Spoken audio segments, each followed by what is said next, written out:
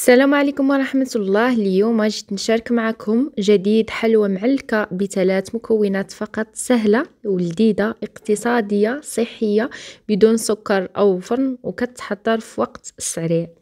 بلا ما نطول عليكم نخليكم مع المقادير وطريقة التحضير.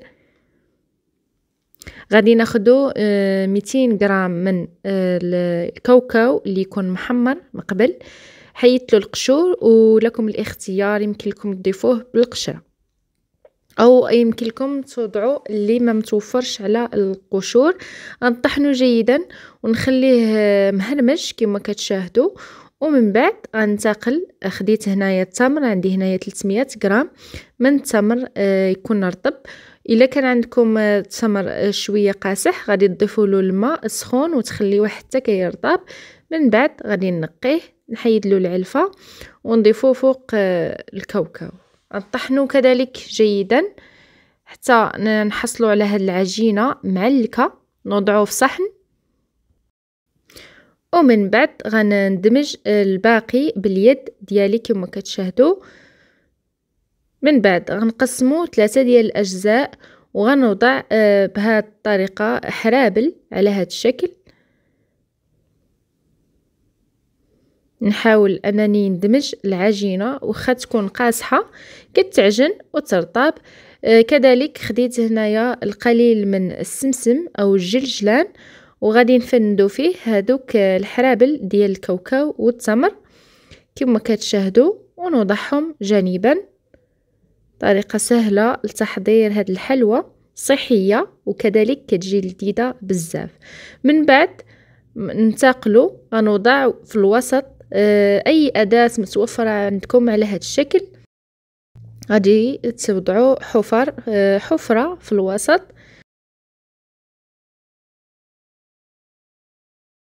من بعد غادي ندوب 100 غرام من الشوكولاته، تكون ما فيهاش السكر، غير متوفره على السكر، ولكم الاختيار.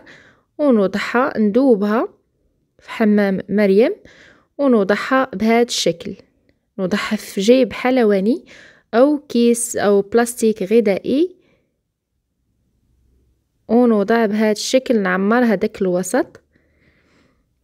من بعد غنتقل ايضا ندوب القليل من الشوكولاته السوداء، وغنعمل خطوط بهذا الشكل للتزيين. وكنوضع الشكل رخامي كما كتشاهدوا معايا. نخليها حتى كتبرد ونقطعها معكم. كتكون هذه هي الحلوى ديالنا، حلوى سهله لذيذه سريعه التحضير. نتمنى انكم تحضروها، وانا اكيده غادي تنال الاعجاب ديالكم. غادي نقطعها معكم بالسمك اللي بغيتو، غادي تقطعوها. قطعتها بهذا الشكل وهذا السمك. كنتمنى هاد الوصفه ديال اليوم تنال الاعجاب ديالكم. وصفه لذيذه سهله صحيه. الى فيديو قادم ان شاء الله ووصفه قادمه. بارطاجيو الفيديو مع الاحباب والاصدقاء باش تعم الفائده. مرحبا بتعليقكم او اي تساؤلات، والى فيديو قادم ان شاء الله وصفه قادمه. ما تنساوش تشتركوا في القناه، ومرحبا بكم.